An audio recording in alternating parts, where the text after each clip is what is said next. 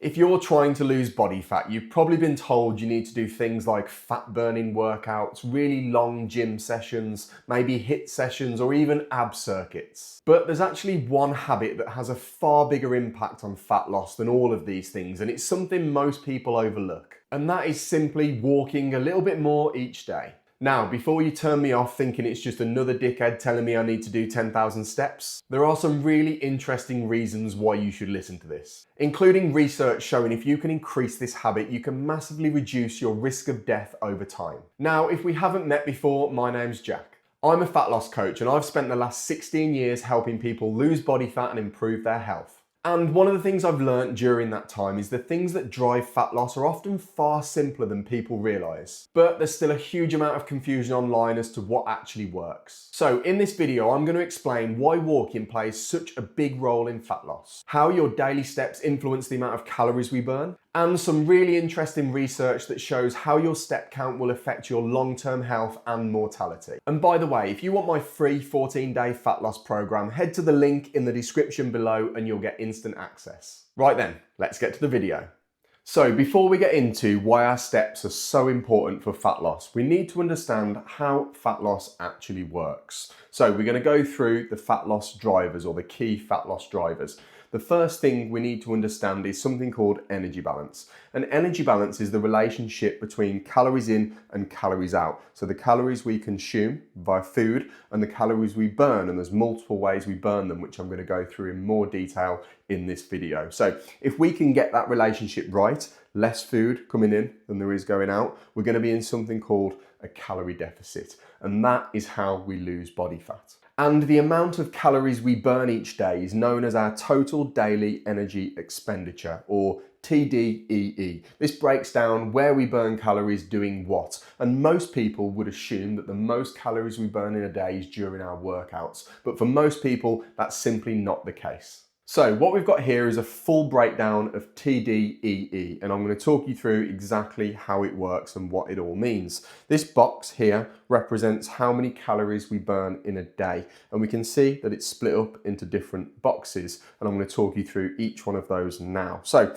the first one, and the biggest one at the bottom, is called BMR. So this one is responsible for 60 to 70% of the calories we burn each day. So it stands for basal metabolic rate, and essentially it's the calories we burn just staying alive each day, okay? So if you was to lie in your bed all day and do nothing other than maybe get up and go to the toilet a few times, that is how many calories you would burn, which is quite a lot. So we can see down here, it's responsible for things like just breathing, our heart beating, or our brain functioning. So the biggest part is something called a BMR. Next, we've got something called your NEAT, which is responsible for 15 to 30% of the calories we burn each day. So still quite a big chunk. So NEAT stands for non-exercise activity thermogenesis. Okay, so this is basically our movement each day. When we move, when I'm recording this video, moving my arms around now, standing up, this would be classed as NEAT. So it's responsible for things like standing, fidgeting, moving around, and this is also where walking or steps falls into. Moving up, we then come on to TEF, which is responsible for 8 to 10% of the calories we burn each day.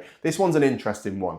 TEF stands for the thermic effect of food, and this is basically how many calories your body burns just by digesting your food each day, something that a lot of people don't even think about. So 8 to 10% of the calories you burn each day are from simply digesting your food. And then finally at the top, and probably surprising to a lot of you, is something called EAT, or EAT. And this is responsible for roughly 5% of the calories we burn each day. And this stands for exercise activity thermogenesis. And this is essentially your workout. So when you go to the gym, you do your class, you lift your weights, whatever it is you're doing at the gym. This is the calories we burn each day. So quite often people think that this is the biggest factor when it comes to fat loss. And hopefully from this diagram and this explanation, you can see that quite literally it's the smallest factor. So why walking matters for fat loss? And the simple answer is it increases our NEAT. So the calories we burn each day through movement. That's why walking is so good. And I can give you a really easy example to help you understand this. So let's say we have two different people. One person that walks 3,000 steps a day, the other person that walks 9,000 steps a day. The person that walks 9,000 steps a day will burn an extra 400 calories, roughly, per day. That's nearly 3,000 calories a week they are burning just through walking, which helps them get into a calorie deficit much easier and lose body fat. So we know that increasing our steps or walking a little bit more is great for fat loss and improving our overall health. But there is one other benefit, which I personally feel is way more important. And I've got a study, which I'll pin up on the screen here to back up my point. And I'm going to talk you through this study and its findings now. So the study was published in 2021, where over 2,000 people over a 10-year period all did different amounts of steps. So we had the groups down here. So we had one group that did 3,500, another that did 5,800, a group that did 7,500, and a group that did 11,000. Now, the interesting find is the group that did this one here, 7,500, had a 50 to 70% lower all-cause mortality risk than the group up here, 3,500. So in plain English, the group that walked a little bit more, 7,500 steps, were less likely to die than the group that did less steps. And not just less likely, quite significantly less. Now, if that's not a reason to improve your steps or increase your steps, move a little bit more, then I don't know what is. The findings did die off once we got past a certain level. I think it was 10 to 11,000 steps. It kind of plateaued out after that. So it's not like we can go and do 30,000 steps and have less chance. It kind of plateaued off at around the 10, 11,000 mark. But simply by getting up over 7,500 a day, we can dramatically reduce the risk of death. And the reasons why walking works is it can be done really easily. Almost everybody can step outside their front door and go for a walk. And even if you can't, nowadays we have walking pads, which are fairly cheap and affordable for most people. They can slot away under the sofa out the way, and we can get our steps in of an evening when we watch TV. So it is really easily done for most people. Next, we've got it's easy to sustain. We can be consistent with it. We don't have to drive to a gym. We don't have to do anything fancy. All we're trying to do is increase those steps each day. So we can be very consistent with it. It's low impact. This one's really important. It doesn't take much for us to recover from walking. Most people can go out for a walk and they don't ache after it, and they can do it repeatedly every day without any negative impact on the body.